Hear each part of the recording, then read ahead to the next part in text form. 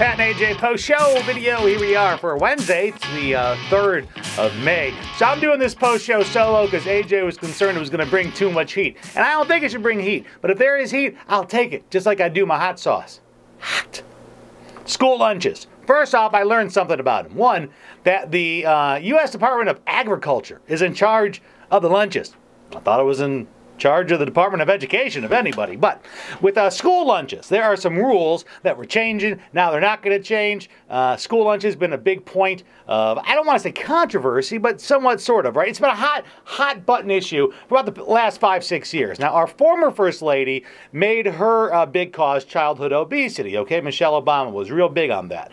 And one of the big things she did to help out the kids in America was try to get the school lunches to go more healthy. Now, when this happened, I remember this. People lost their minds. They said that the lunches weren't a big enough portion. I know some parents complained they had student athletes and that, you know, these guys weren't getting as much food as they needed. Then, of course, there were widespread reports that they were all getting dumped out because the kids weren't eating the healthy food. Now, this was a phase-in program, right? It was supposed to phase in whole grains for breads and for pastas. It was supposed to phase in the greens. It was supposed to phase out sodium, phase out the chocolate milks, and of course, as we've learned anything in our political system, new guy in charge, new set of rules. So the old rules now have officially been frozen, which basically means we are not going to achieve their full-blown status of super healthy lunches. Yes, chocolate milk is coming back to schools. No more sodium or salt will have to be reduced out of it. And currently, I believe only 50% of the pasta or bread on the plate has to be whole grain. Now, the reason why this is a hot button issue, let's be honest, it's because it has the O word attached to it. Michelle Obama could have done anything and half the country would have said, just like now Melania Trump can do anything and half the Trump country goes, when we really should perhaps look at what they're trying to do and whether or not it aligns with what we believe. And I don't think anyone will argue that kids should be healthy.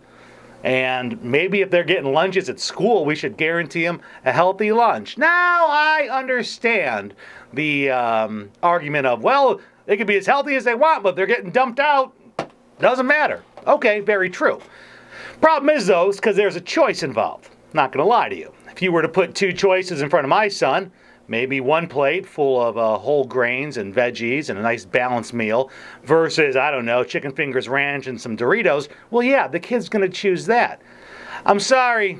We got to get behind this because it's going to affect us in the long term because these kids are going to grow up, maybe not live as long and healthy lives as they should, maybe have health problems. We all know health insurance sucks already, so imagine a whole generation of kids that are kind of getting a bad start, okay? All right, I'm not saying that rules and laws and regulations should raise your kid, but I'm just saying, what's wrong with a healthy lunch?